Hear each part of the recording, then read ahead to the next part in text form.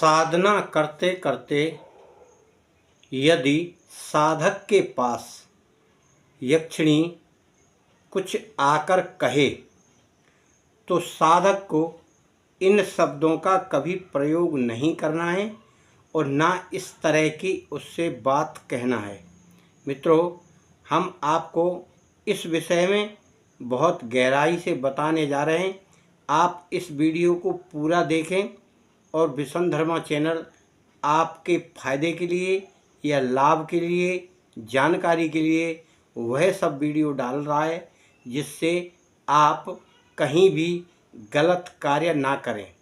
मित्रों, यक्षिणी साधना के लिए बहुत सारे लोग उत्साहित रहते हैं और हमेशा जो भी कोई साधक फ़ोन करता है वह अप्सरा और यक्षिणी साधना के विषय में ही अधिकतर जानकारी चाहता है। आप भी हो सकता है उनमें से एक साधक हों। साधना तौर तरीके से ही करें, मन को शांत रख के ही करें और नियमित करें। साधना रात्रि के 10:30 के बाद ही करें और जितने मंत्रों का संकल्प लिया है आप उसी प्रकार से मंत्रों का जाप करेंगे। और हवन सामग्री आप अगर चाहें तो रोज़ाना हवन कर सकते हैं 21 मंत्रों से, और अगर आप ऐसा नहीं करते हैं तो लास्ट में जब आपके पूरे मंत्र हो जाएं तब आपको उनका दशांश हवन करना है। आप हमेशा इसका ध्यान रखें। चाहे कोई सा भी मंत्र आप सिद्ध करें, आपको हवन तो करना ही है। हवन का मतलब होता है कि उस साधना में जिस भी इष्ट देवी देवता का हम आह्वान करके मंत्र जाप करते हैं उसको हम एक प्रकार से भोजन सत्कार कराते हैं, जो एक तरह से भंडारे के रूप में होता है।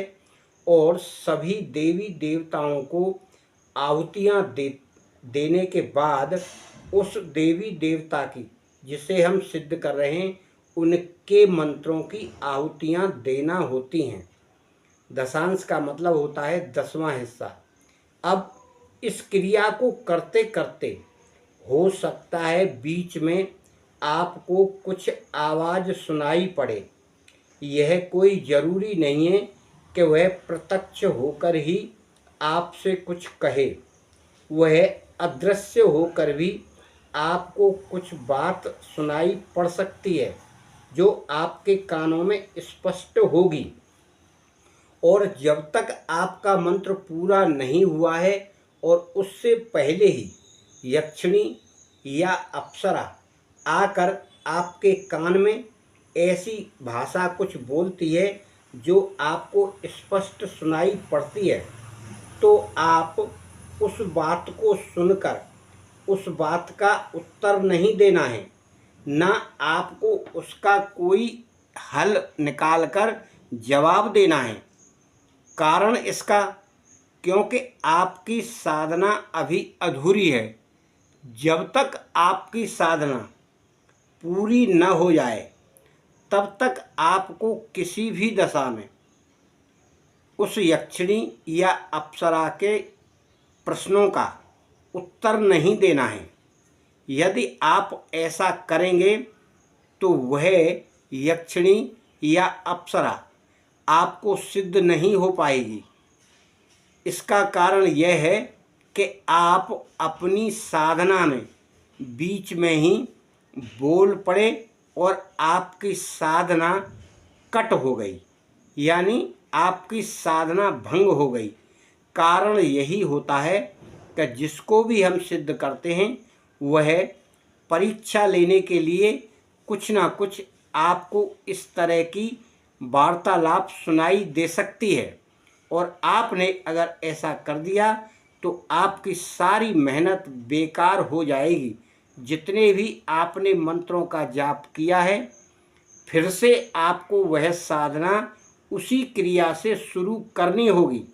इसलिए आपको नितांत आवश्यक है कि आप उस पर ध्यान लगाकर अपने मंत्र का जाप सुचारू रूप से करते रहें।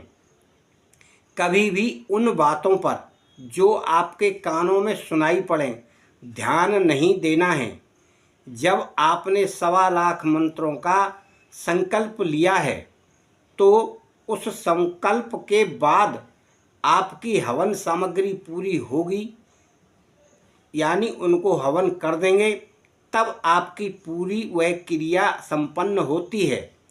और उसके बाद यह आपने जो कर लिया, 21 दिन किया हो, 41 दिन किया हो, 1 महीना किया हो 1.25 लाख मंत्रों का जाप, तो उसके बाद आपको प्रतिदिन 1 माला का जाप उसका करना ही है।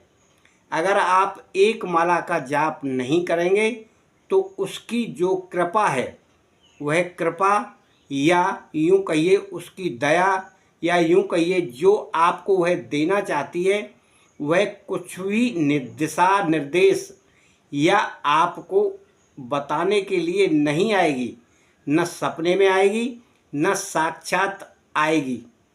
उसका कारण है कि जब हम कोई सिद्धि प्रदान कर लेते हैं तो हमें उस मंत्रों का जाप करते रहना चाहिए, चाहे 1 माला करें या 21 करें या 41 करें या 7 करें।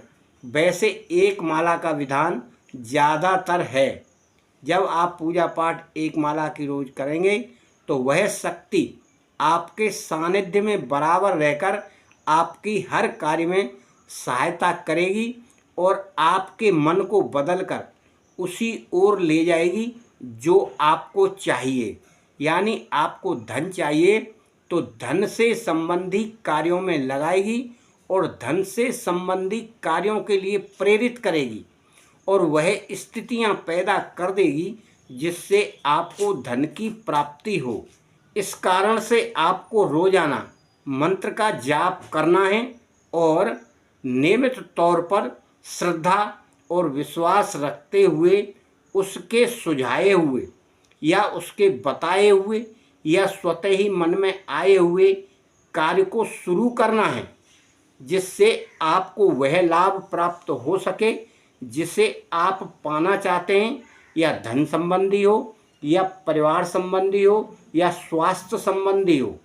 क्योंकि धीरे धीरे जब आप उसके ऊपर विश्वास करने लगेंगे तभी वह आपको मार्ग सुझाएगी, बताएगी, अन्यथा नहीं बताएगी। कारण उसका यह है, जब आप उसके ऊपर विश्वास करेंगे तो आपके लिए वह प्रेरित करने का कार्य करेगी। आपको ऐसा प्रेरित करेगी कि आपका कोई भी कार्य बिगड़ेगा नहीं। मित्रों, इन बातों का आप विशेष ध्यान करके हमारी वीडियो को सब्सक्राइब करें, कमेंट करें। जय माता दी।